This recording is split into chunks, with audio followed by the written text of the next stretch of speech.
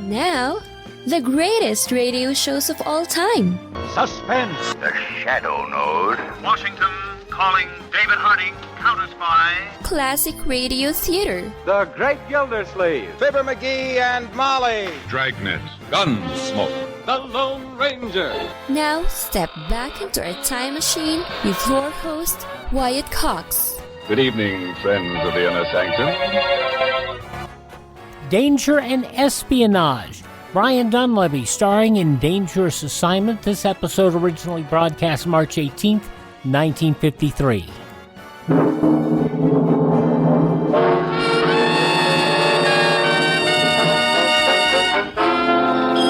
Dangerous Assignment. Transcribed starring Brian Donlevy as Steve Mitchell.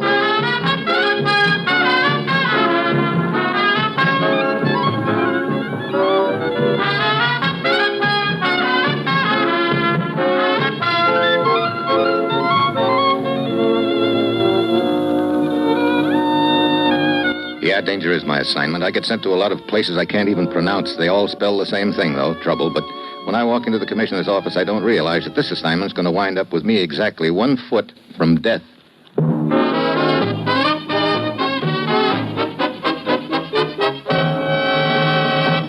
Morning, Commissioner. You sent for me? Steve, I've arranged an appointment for you in Oslo, Norway tomorrow night. Oh, who am I supposed to meet? We won't know until he shows up. Room 21, Hotel Engar. Is this going to be a friendly meeting, or are things apt to get rough, Commissioner? We've been after this man for a long time, Steve. He heads an organization known as the Bureau, an international clearinghouse for stolen information. Sounds like big business. It is. This man has agents operating in every European capital, as well as here in the United States. They pick up any secret information they can buy or steal, funnel it back to the Bureau, where he sorts it out and peddles it to any nation interested. I see. So why is he going to show up at the Hotel Engar in Oslo? He's bringing a payroll.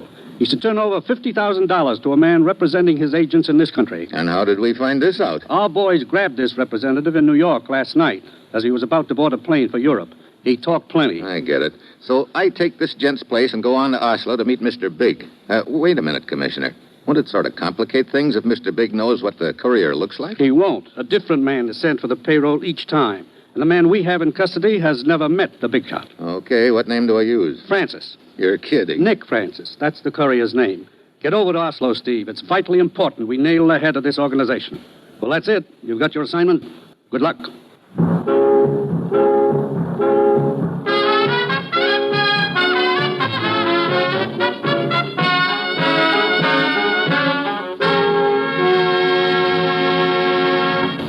The National Broadcasting Company is presenting Dangerous Assignment, starring Brian Donlevy in the role of Steve Mitchell, colorful two-fisted government agent. At all those places of the world where danger and intrigue walk hand in hand, there you will find Steve Mitchell on another Dangerous Assignment.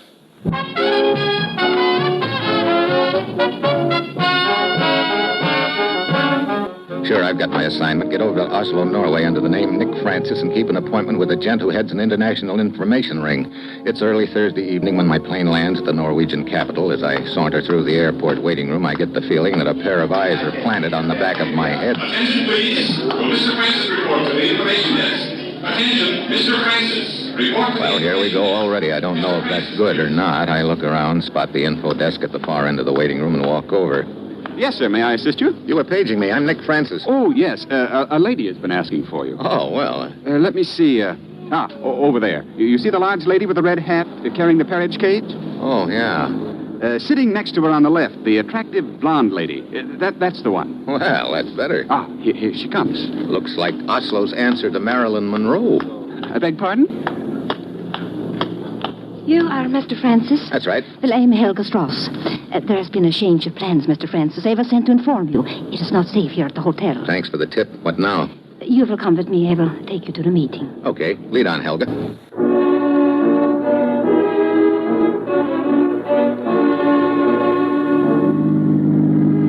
Outside, we ease into her car and drive off. During the next 10 minutes, she doesn't volunteer much information, and I don't ask. Finally, she wheels the car to a stop in a small side street in a quiet neighborhood.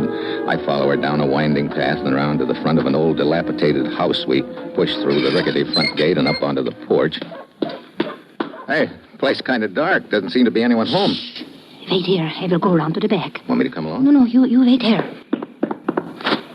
I I light up a cigarette and wait. A couple of minutes go by, and then I happen to spot something partially hidden in the weeds not far from the porch. I go down and pick it up. It's a small sign on a post, and I know just enough Norwegian to read it. For sale. I grab my bag and head down the path on the double. When I get back to the street, Helga's car is long gone. Yeah, as neat a sucker play to get me out of the way as I've ever seen. No blood, no mess, no fuss. Simple, but effective. I give myself 3 demerits and spend the next 10 minutes trying to find a cab. It's another 15 minutes before I pull up at the Hotel Engar. Good evening, sir. Good evening. I'm Leanvold. May I help you? I have a reservation. The name is Nick Francis.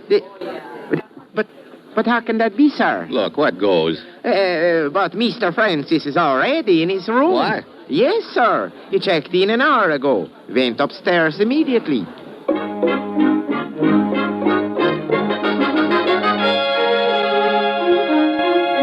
I don't wait for the elevator. I take the stairs, 2 at a clip, and 40 seconds later I pull up at the door of room 21 and try the knob. The door's unlocked. There's a gent curled up on the floor, probably the phony Nick Francis. He has a surprised look on his face. I guess he wasn't expecting the knife that's buried in his back.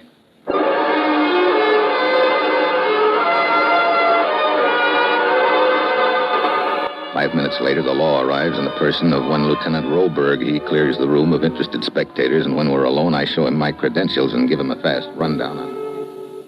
Then our killer could have been the man you are seeking, the head of this so-called bureau. Right. He walks in, recognizes this gent as a phony, and slips him the knife. Another possibility, Mr. Mitchell. What if he knew or suspected the man in the room here was an American agent? I don't see how he could have found that out, but it's a thought, and not a very pleasant one. I found this in his pocket. A key? If it's a locker, I'd say. There's a number stamped on the back. Also a manufacturer's mark. Yes. I do not think this will be difficult to trace.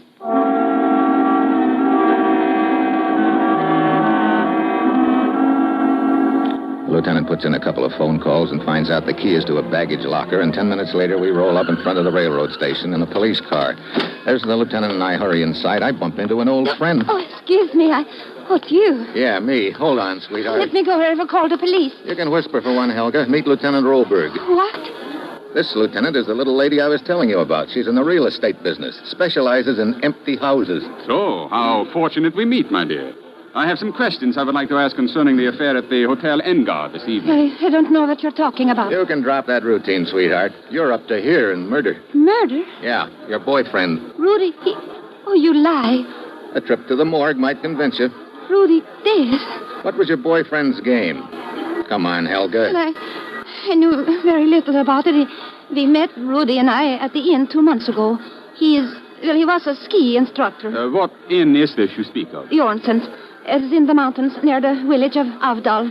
A few days ago, he told me that he had uncovered a marvelous opportunity to make a lot of money, that I could help him. What was this opportunity? He was to come to the Hotel Engar here in Oslo, pose as a man named Nicholas Francis, and someone would give him $50,000. And who was the someone? I do not know. Rudy did not tell me. You said that he had heard part of a telephone conversation at the inn. One of the guests was involved. He did not tell me who that guest was, though. I see. Well, Lieutenant, suppose you escort Helga to the car, huh? I'll see what this locker key turns up.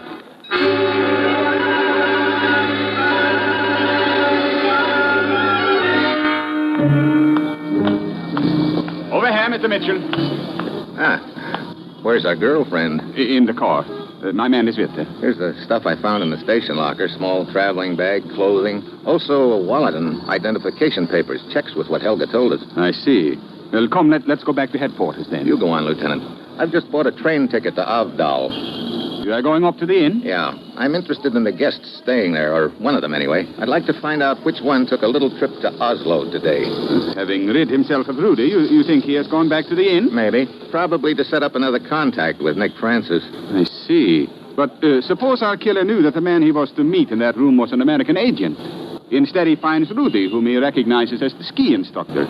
He kills him because, obviously, Rudy knows too much. Go on, Lieutenant. There is still the American agent to be disposed of. You.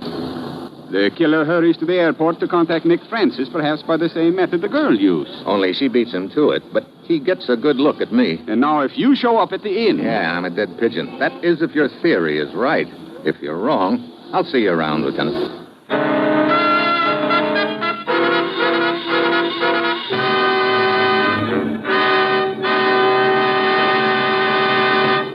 Steve Mitchell will continue his dangerous assignment in just a moment.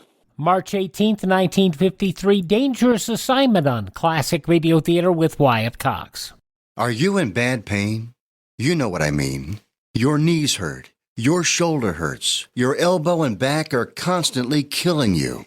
And I'm sure you've tried every pain pill or cream available at the drugstore. Am I right? Well, here's something you haven't tried. Pain Magic. Pain Magic is not available at any drugstore. The only place you can get it is by calling the special toll-free number I'm about to give you. And to make things even better, call right now and find out about our buy one, get one free offer. We're so confident it'll work for you that we offer a free bottle with your purchase. No prescription required. Call now to learn how you can get Pain Magic and get rid of your pain. Remember, your results may vary. 800-492-8164. 800-492-8164. 800-492-8164. That's 800-492-8164. Now on Classic Radio Theater with Wyatt Cox, the conclusion of Dangerous Assignment, March 18th, 1953.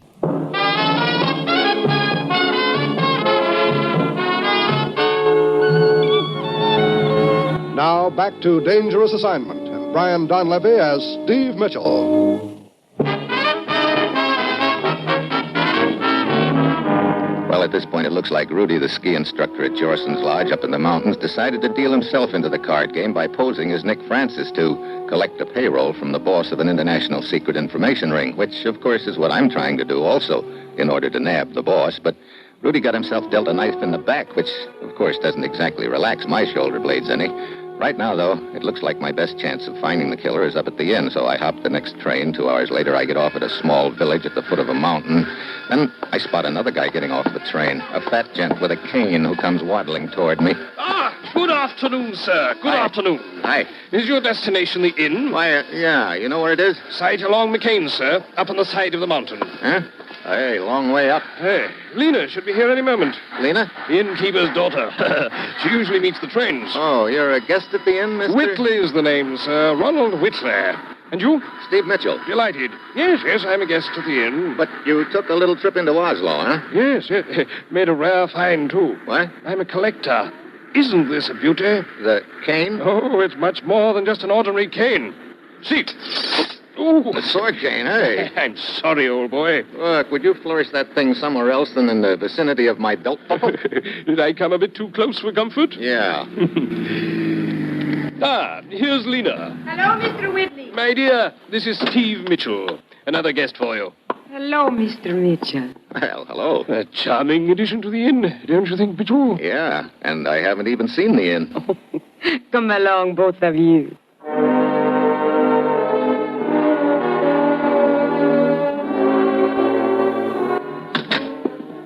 This is your room, Mr. Mitchell. Very nice.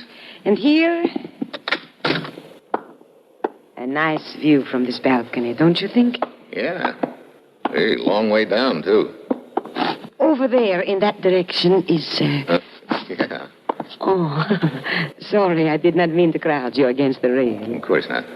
I just wanted to point out the pond where we skate. And down there is another pond. Quite beautiful in the evening. Oh? Perhaps you would like to see it. Perhaps you'd like to show it to me. Perhaps tonight. That's a date. You know, things happen kind of fast up here. Must be the altitude. Or the attitude. Could be. Many guests here at the inn? Oh, quite a few. You have already met one of them, Mr. Whitley. Yeah, the gent with the sword cane. He took a quick trip to Oslo last night, huh? Yeah, with Mr. Coulter. Who's Mr. Coulter? He's another guest who also took a trip into Oslo. Has he come back yet? Yeah, on an earlier train this afternoon. Where is he now? I believe he's out skiing. Well, come along downstairs, Mr. Mitchell. I introduce you to some of the guests. Huh? Fine, Lena. Oh, here's one of them now coming down the hall. That's some cast he's got on that foot. Yeah, poor Mr. Tarson. Well, Lena, my dear. Mr. Tarson, I'd like you to meet another guest, Mr. Steve Mitchell. Mr. Tasson? Make it Tass, Steve. That's what everybody calls me, just plain Tass. Looks like you've had an accident. Oh, the ankle? Well, Steve, that one's on me. Yes, sir, I was a chucklehead. That's all there is to it. How so? Live dangerously. That's my motto. Old Taz has only been skiing a couple of months, but already he's not satisfied with the easy slope back of the inn. No, sir. He's got to try the big one over the ridge. A very dangerous slope, Steve. Talk about a 3-point landing, and one of the points happened to be my ankle. Quite a few of us saw it happen. We thought he was dead for a moment. Only thing that saved me, I guess, was that I hit first on my head. Yeah, well, I'll see you around, Mr. Tassin. I wander around the inn, sizing up the guests, and of course I'm wondering about that cast on Tassin's ankle, and if it's legit, but I find out real soon that it is. One of the guests is the doctor who set the ankle, and he tells me it was broken in 2 places. That sort of crosses Laughing Boy Tassin off my list, because the gent I'm after killed Rudy in Oslo, and Tassin hasn't left the inn. That sort of focuses attention on Whitley, the sword cane artist, and Cooler, who's still out skiing. Also, I'm wondering about that quick date Lena made with me for tonight. She could be involved, too. Towards night, I wander into the lounge. Steve? Over here by the fireplace. Oh, Tassin. All right, come on in and join us for a drink, huh? Take the chill out of your bones. You know Whitley, Steve. Sure, he made quite an impression on me earlier with the point of his sword cane. You are enjoying your stay here, Steve? Yeah, What is it? Nothing. I'll be back. What starts me moving is the sight of a man starting down the stairs. It's Lindvald, the clerk from the Hotel Engar in Oslo. As he reaches the bottom of the stairs, he spots me and ducks out a back door. I pound after him. Outside, he's nowhere in sight. I circle around the inn a couple of minutes, but there's no sign of him, and the snow is too cut up to do any tracking. Then, as I round the corner of the building... Hey, Lieutenant Roberg from Oslo, what are you doing here? I went to the Hotel Engar to question the clerk Lindvold again about the times involved in Rudy's murder. They told me Lindvold had been taken ill suddenly. As I was leaving, I observed him coming out of the rear entrance. I followed him to the depot. And then here, huh? Come on, he can't be far. If Lindvold is involved, Mitchell, that means... Hold it. What's the matter? Sounds like an engine of some sort. The ski lift. Lindvold's going up the slope in one of the seats. Come on. We head for the ski lift, but halfway up the slope, Lindvald spots us and jumps off. We start after him. It's slow going in the snow, but we gain on him. Then over the ridge, he comes to a deep crevice. He tries to jump across, but he doesn't make it. Mitchell? Yeah, that takes care of Lindvald. Look, I figure he was just a stooge in the deal. Also, the people at the inn can't possibly know he's dead. So? So we're going back to the inn and set a little trap. If it works, I hook the boss.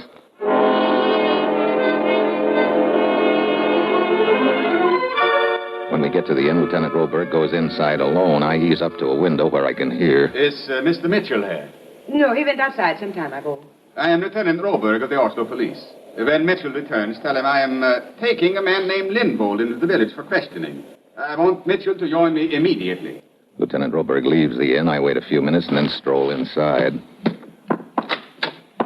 I say, the policeman looking for you. He wants you to come into the village. Oh? Well, yours is the only car here, Lena. Could I borrow it? Of course. She gives me the keys, and I go upstairs, supposedly to change clothes, but actually to wait and see who shows up.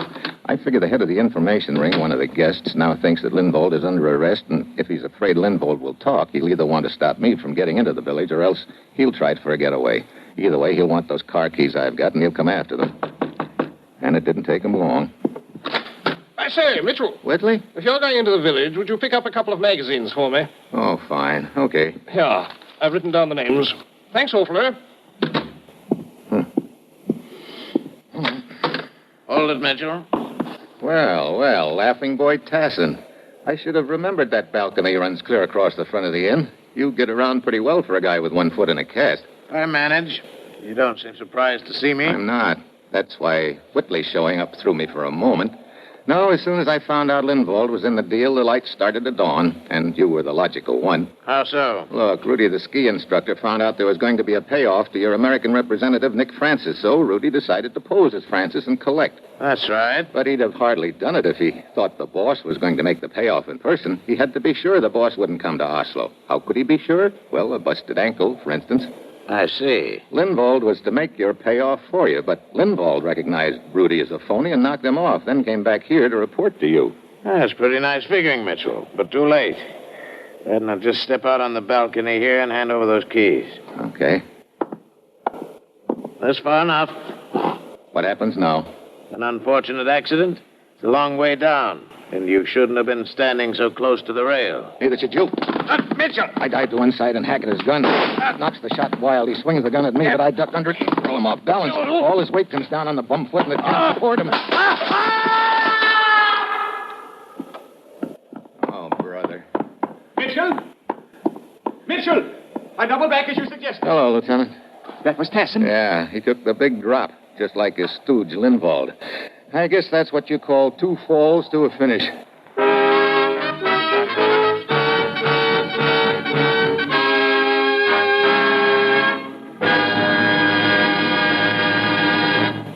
Included in tonight's cast were Ken Peters, G.G. Pearson, Paul Frees, Dan O'Hurley, and Betty Lou Gerson. This is John Storm speaking.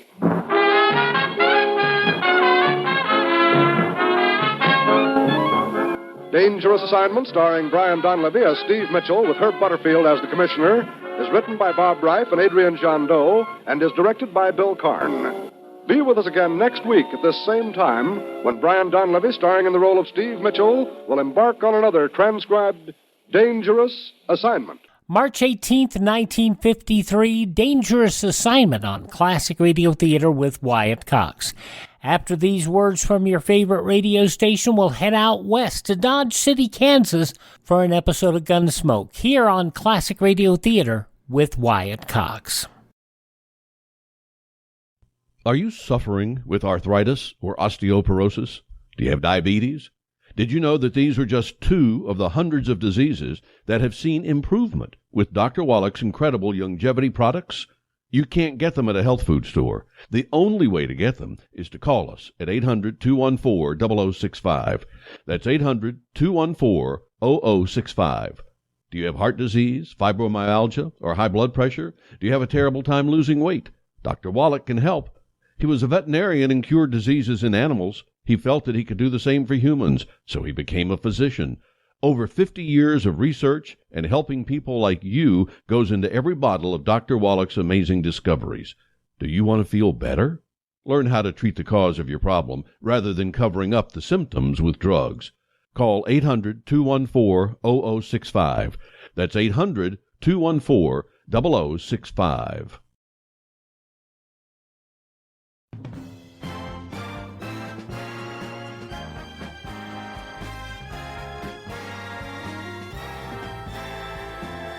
Now on Classic Radio Theater with Wyatt Cox, we go to Dodge City, Kansas. William Conrad as Marshal Matt Dillon in an episode of Gunsmoke from March 18th, 1956.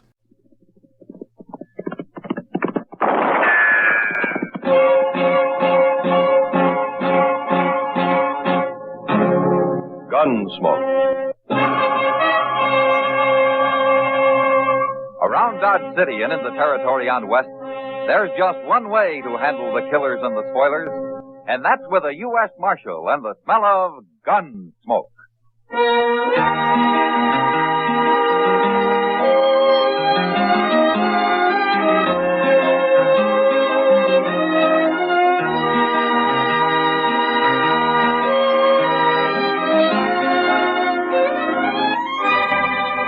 Gunsmoke, starring William Conrad. The transcribed story of the violence that moved west with young America. And the story of a man who moved with it. I'm that man, Matt Dillon, United States Marshal. The first man they look for and the last they want to meet. It's a chancy job, and it makes a man watchful and a little lonely.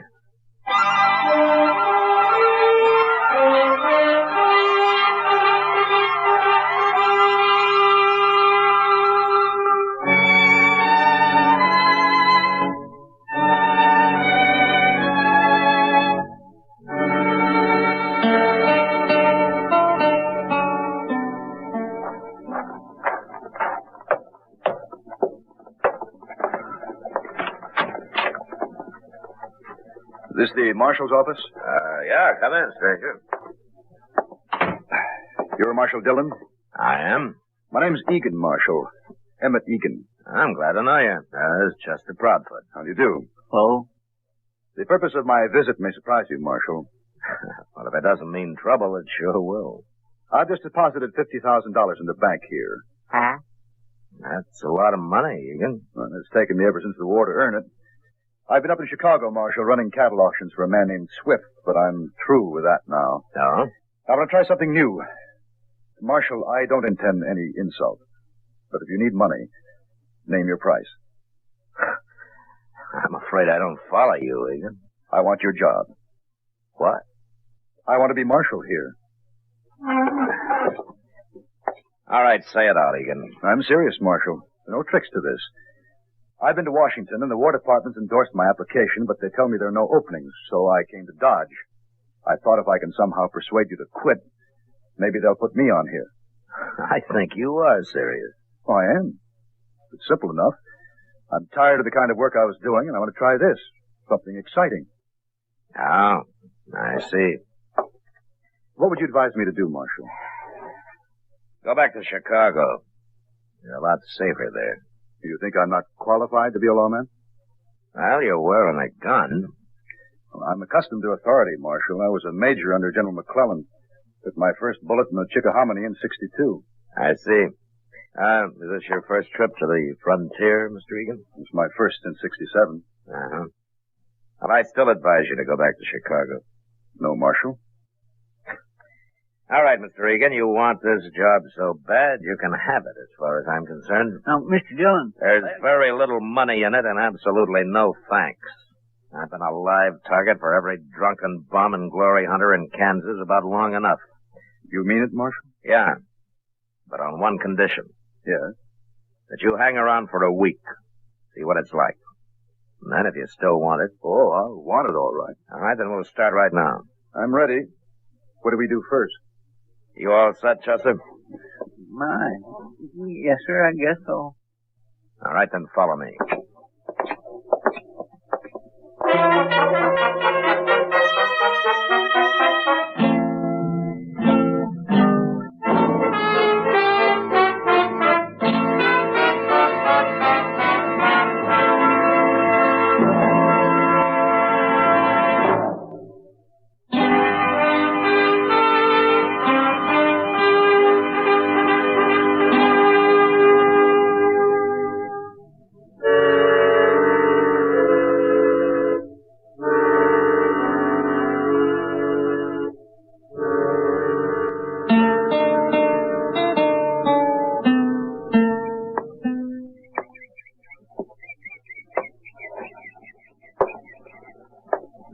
My gracious, why don't you sit down and rest a spell, Mr. Egan?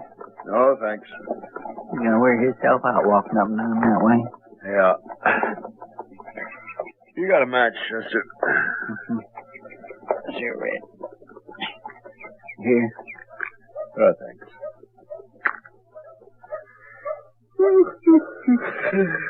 This dog sure ain't very lively today, is it? Not very. If I only had me a knife, I could do a little whittling. Now, what happened to your knife, Chester? Well, it was about wore out, so I traded it to a small kid I know for a flipper. Why don't you get yourself another one? Mr. Dillon, I am so mean for I just couldn't stand the outlay of another knife. Yeah, I forgot. Hey, look there. Somebody hadn't ought to be in town. Oh, where? Who? That fella coming up the street, riding that sleigh back to old Broodmare, see him? He looks like a farmer. If you call a man whose wife hoes a 10-yard patch of mealy potatoes a farmer, then he's one, all right. You said he shouldn't be in town. He can't be very dangerous. He's dangerous to himself. Oh, what do you mean? Why, he gets a doggone drunk every time he comes in here. He can't hardly climb back up on that old mare. And when he does, he usually falls off summers before he gets home and lays out there on the prairie all night like a dead man. It's a pure wonder he ain't been ate by something. Oh, Marshal, we've been hanging around this porch for 3 hours. I'm beginning to feel like a bum myself. Now, that's part of the job, Egan. Keeping an eye on things, we call it. Keeping an eye on things? You and Chester both are fighting to stay awake. Are you calling it quits, Egan? Oh, no. Of course not. Then let's go get a cup of coffee, huh? It'll be dark soon, and we can start making the rounds.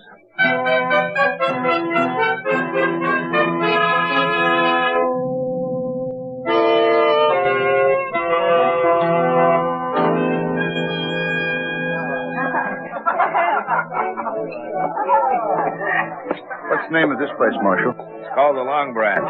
Oh, here comes somebody you ought to know. Good evening, Matt. Oh, Kitty. How long you been sitting here? Not long. Kitty, this is Emmett Egan. How do you do, Miss Kitty? Mr. Egan? Why don't you sit down? Uh-huh. I hear you may be our new marshal. What? Now, how in the world... Well, Chester was in a while ago. It's true, isn't it? Well, it isn't exactly settled yet, Miss Kitty. But you want the job. Yes? Why? Well, let's say I was bored with what I was doing. Sure. That's happened to a lot of ex-soldiers. They can't stand peacetime. Me in particular, I guess. Why don't you re-enlist? The cavalry keeps busy out here. I tried that, Miss Kitty. You did? Back in 67. 67? Oh, yeah. The Cheyenne and the Sioux were real active that year, weren't they? Yes, they were, but not where the cavalry was. Wait a minute. Were you with General Hancock? That's right, Marshal. We took to the field for 4 months. We marched and counter-marched all over this country, and then we returned to Fort Harker. Well, what was wrong with that? Well, all we did was burn one empty village, kill 2 young Cheyenne braves, both of whom we later found out were friendly. It took 1,100 men to do that. Oh. Dillon. Yeah, what is it, Chester? I don't know for sure, but I hear there's some kind of trouble down at Moss Grimmick. Well, it's about time something happened around here. Yeah. Now, don't forget, Egan, when it does, somebody usually dies.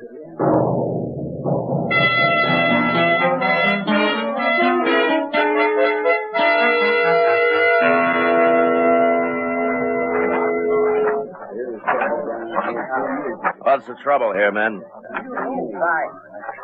Where's Moss Grimmick, Chester? Well, he ain't here, Mr. Dillon. They say Leonard Phibbs there is the one who knows about it. Oh, Phibbs, a little sodbuster? Yes, sir. Hey, Phibbs, come here. What's going on here, Phibbs? Inside, Marshal. Back there in the stall. Oh, what's back there? Bad, Marshal. Real bad. Don't nobody go in there. It's real bad. What is? Who's in there, Phibbs? Not even you, Marshal. Not nobody. Leave him alone, I'm warning you. Oh, he ain't got good sense, Mr. Dillon. No use talking to him. It's real bad in there. Yeah, something's got him scared half to death. I'm going to go take a look. You stay here, Chester. I'm going with you, Marshal. Look, Egan, I don't know what's in there. It could be a crazy man with a gun looking for blood. It could be anything. Action is what I came here for, Marshal, and you said I could hang around. All right. But you get out of the way if there's any shooting. I'm not entirely a novice with a gun, Marshal. No, but you're not a professional either. Now stay at least 10 paces behind me. Right.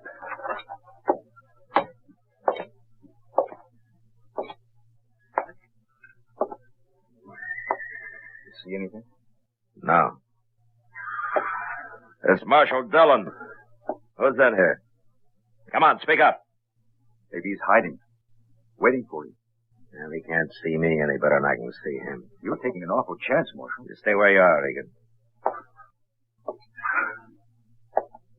What? What's this? Chester, bring a lantern.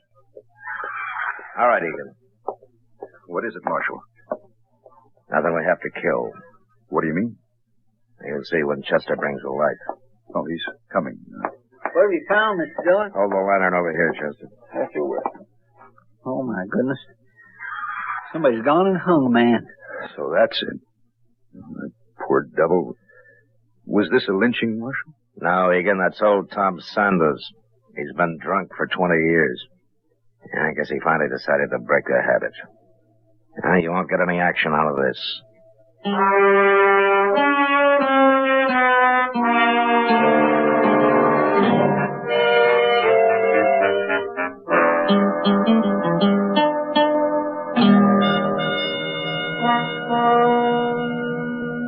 Well, Egan, it's been nearly a week. Enough excitement for you? I must admit, Marshal, it's not quite what I'd expected. Somehow the idea Marshal was always busy, doing things. You mean gunfighting? I've told you I don't think gunfighting's necessary. Yeah, I remember. Any man accustomed to command should be able to control these Dodge City ruffians without much trouble. I only draw my gun as a last resort, Egan. And besides, you haven't seen any of these men in action yet. I still want the job, Marshal. Yeah, I know. Oh, Matt? Yeah, come on in, Doc. Say, Matt, you'd better get over the Texas Trail. Oh? You know those fellas Gear and Bozeman? Yeah, I know. Well, they've got that poor little Leonard Phibbs at the bar there, and they're trying to make him pay for their drinks. He's broke, of course, so they're beating him up. They're doing it real slowly, bit by bit. I tell you, it just makes you sick to watch it. All right, Doc. Wait, Marshal. Yeah, what? Let me handle this. Look, Egan, Gear and Bozeman may be a couple of bullies, but that doesn't mean they're not dangerous. They are. Are you afraid I might be able to handle them, Marshal? Well? Okay, go ahead. Here, take my badge. Tell them you're a deputy. Thank you, Marshal. You gotta learn one way or the other.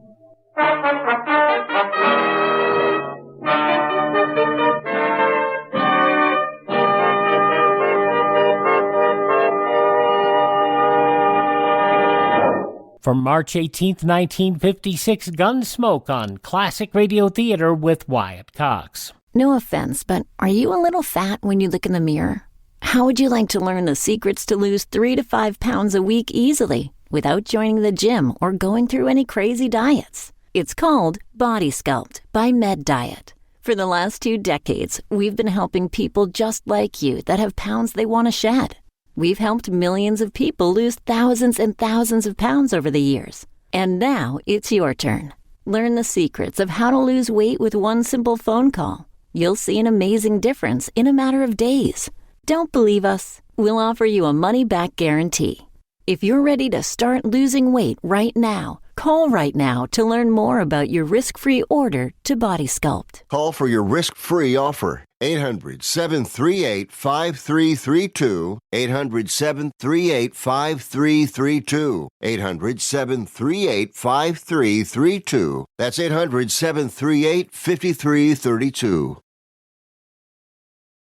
Now on Classic Radio Theater with Wyatt Cox, the conclusion of Gunsmoke from March 18th, 1956. John Dehner playing a major role in this program.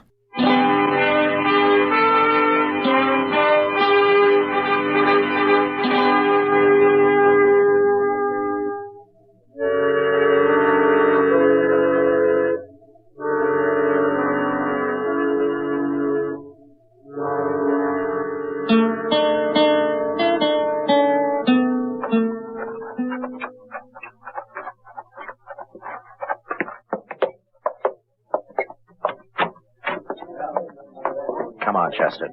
I knew you wouldn't leave Mr. Egan all alone. Nobody will look for us coming in the back door.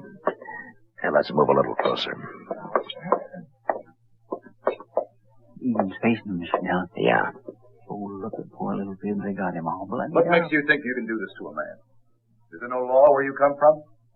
We come from Dodge, Mr. Deputy. Where do you come from? Are you Bozeman or Gear? I'm Bozeman, Mr. Deputy. I'm the one who generally does the talking, but we both do the fighting. You're out of order, Bozeman. What's that? I said you're out of order. I will not tolerate your insolence. I'm not sure, Mr. Deputy. Are you saying you don't like us? That's enough. You and Gear will turn and face the bar while I take your guns. You're the most doggone foolish man I ever saw, Mr. Deputy. Do as I say. Why? Because you're wearing a badge? That's reason enough?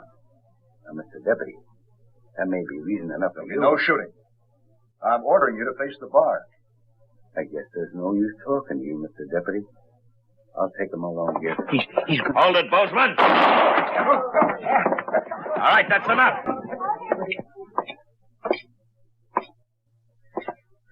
Now, go ahead, Bozeman. Try it again. Now, wait, Marshal. You knew he couldn't handle a gun. You know I can. Is that it? Your gun against 2 of us? Quit talking, Bozeman. Don't try it, dear. All right, then do as my deputy told you. Face the bar. Sure. Sure, Marshal.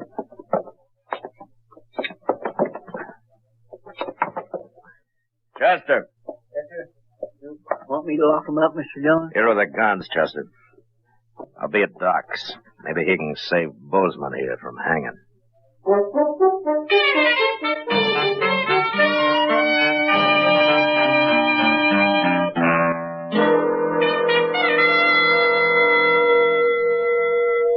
It's getting light out, Doc. It generally does this time of morning. Yeah, but I'm not generally sitting up waiting for a man to die. He isn't going to die, Matt. Well, I saw what that bullet did to him. You feel guilty, don't you, Matt? Wouldn't you, Doc? Yeah, Yes, I guess I would. Doc? Oh, what? Well, he's conscious.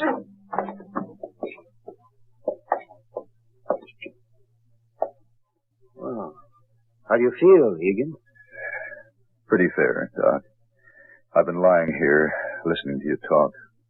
Oh, you mean you've been conscious for some time? Half hour, maybe. I wanted to get my head clear. Well, a few weeks in bed and it'll be clear now. I guess I was lucky.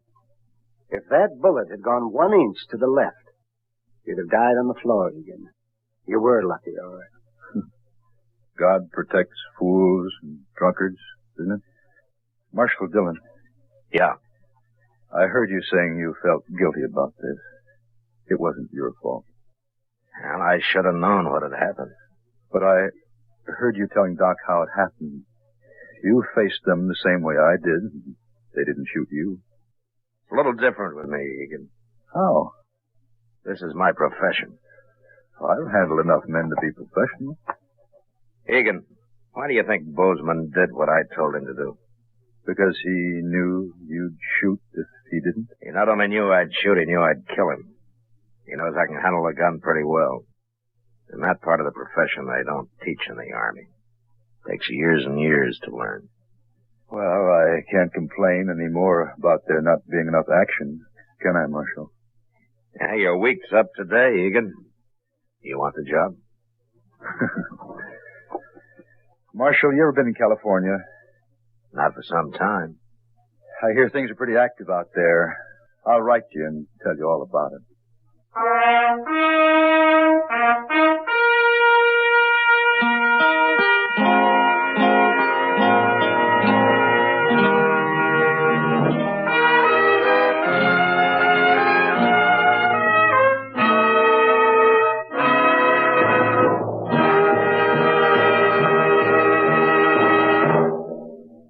You know, there were a lot of ways for death to come to a man on the frontier. All of them hard. But next week, a man meets death the hardest way of all, at the end of a rope. But that was the West. Good night. Gunsmoke, produced and directed by Norman McDonald, stars William Conrad as Matt Dillon, U.S. Marshal. Our story was specially written for Gunsmoke by John Messman, with music composed and conducted by Rex Corey. Sound patterns by Tom Hanley and Bill James. Featured in the cast were John Daner, James Nusser, and Harry Bartell. Parley Bear is Chester, Howard McNear is Doc, and Georgia Ellis is Kitty.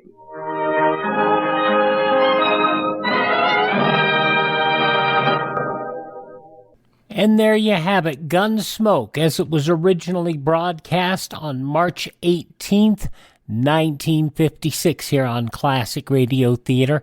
As I pointed out, the man who wanted to take over as Marshal of Dodge City, that was John Daner, who played a lot of roles. And I think his westerns were probably best. John Daner, another great actor who never has gotten his due. Visit our webpage, classicradio.stream, where you can stream our shows on demand, learn more about classic radio collecting, find all of our social media links, and contact me there. classicradio.stream. If you miss a day, you don't have to miss a show. Our shows are available through iHeartRadio, Spotify, Spreaker, TuneIn, Apple Podcasts, Google Podcasts, and Amazon.